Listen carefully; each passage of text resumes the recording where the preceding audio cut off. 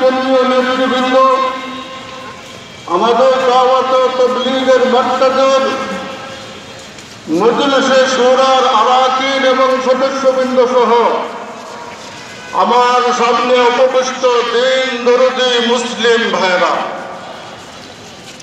লম্বা কথা বলার সুযোগ নাই, কিন্তু আজকে আমাদের মাঝে এই কথা সুস্পষ্ট হয়ে গেছে যে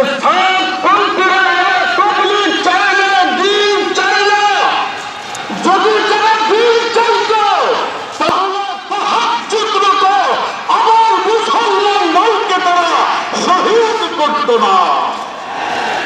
তাই তারা যে তাবলীগ করে, এই তাবলীগের নাম তাবলীগ নয়, এই তাবলীগের নাম হচ্ছে সন্ত্রাস। আমাদেরকে সিদ্ধান্ত নিতে হবে আমরা কি তাবলীগ করব না আমরা সন্ত্রাসের সাথে জড়িত হব। তাই আমাদের ইত্তেফাকুল উলামা, আমাদের মুরব্বী, আমাদের বক্তা এইটা আমাদের সামনে বসা আছেন, তাই আমাদেরকে বিপদে নিতে পারেন না। আজকে আমাদের এই মজলিসে, এই মঞ্চে যারা উপবিষ্ট, তারা যখন যেভাবে আমাদেরকে নির্দেশ করবেন সেভাবেই আমরা এই তাবলীগের সাথে এবং অন্যান্য দ্বীনি কাজের সাথে জড়িত থাকবো। কে কে রাজি আছে হাত তুলে দেখায়।